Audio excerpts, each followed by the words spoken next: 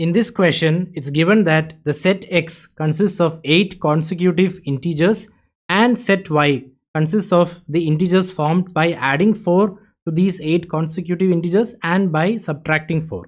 So the best way to solve this question is by taking an example and solving, because whatever example you take and you get an answer among A, B, C, D and E, that should be true, because the question says that the answer is always constant, right? There is no option which says cannot be determined, etc. So you just need to take one example and solve it. Let's take X as 4, 5, 6, 7, 8, 9, 10 and 11. I'm taking it so that when I subtract 4 I get to 0, but you can take any for any consecutive 8 integers, it does not matter. Now let's try to find the value of Y. I just need to add 4 and subtract 4. First let me subtract 4.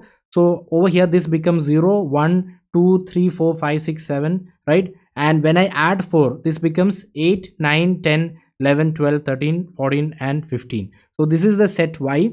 Now what are the common integers over here? You can see that you have 4, 5, 6, 7, 8, 9, 10, 11 common, and the remaining 8 are not common. So the question is, how many integers, more integers are there in set Y than in set X? And the answer to this is 8, which is answer option C.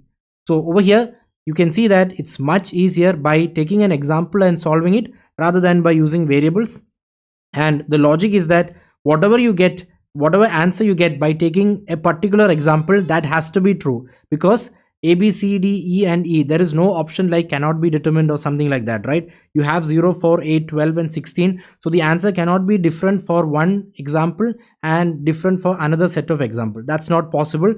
It always has to be the same. So you just need to take one example and solve it. Now let's look at what is being tested in this question. Now over here, you should have the ability to take an example and solve the question. So that's the best way to solve this question. Now do check the description to know more about my 60+ hour GMAT Math live bootcamp covering the complete problem solving and data sufficiency topics, and which will help you score 50+ on the GMAT quant section. And do subscribe to my channel to get notified whenever I release my next video. All the best in your preparation.